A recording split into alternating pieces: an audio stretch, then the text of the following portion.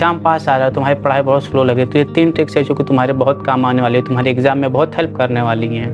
पहला ये कि स्लॉट में पढ़ाई करो, छोटे-छोटे सेशन से पढ़ाई करो, जिससे होगा कि ये तुम्हारी मेमोरी याद रखेगी और तुम थकोगे भी नहीं और ज़्यादा से ज़्यादा चीज़ें कवर कर पाओगे। इससे ये होगा कि तुम्हारी मेमोरी उसे याद रख पाएगी और ज़्यादा देर तक इसे स्टोर कर पाओगे और लिख पाओगे एग्जाम में जाकर। पहला ये है कि स्लॉट में पढ़ाई करो, छोटे-छोटे सेशन डिवाइड कर लो, उससे होगा कि तुम्हारे दिमाग थकेगा नहीं और तुम अच्छे से याद कर पाओगे और पढ़ भी पाओगे। दूसरा, बोलकर पढ़ाई करो, जितना तुम बोलोगे उतना तुम्हारे दिमाग में चीज़ें जाएँगी, उतना तुम्हें याद कर पाओगे, तुम्हारी मेमोरी में स्टोर होती जाएँगी, वही तुम एग्जाम में जाकर अच्छे से लिख पाओगे। तीसरा, ज़्यादा से ज़्यादा लिखने की प्रैक्टिस करो, जितना ज़्यादा तुम लिख पाओगे उतना तुम्हारे लिए बेहतर होगा, वही इतना ही तुम एग्जाम में जाके लिख पाओगे, क्योंकि तुम्हारी मेमोरी में बढ़ जाएगा। जितना तुम घर पे प्रैक्टिस करोगे वही एग्जाम में जाकर लिखोगे, तुम्हारे पेन अपने आप चलेंगे। तो इसलिए ज़्यादा से ज़्यादा लिखने की तैयारी करो।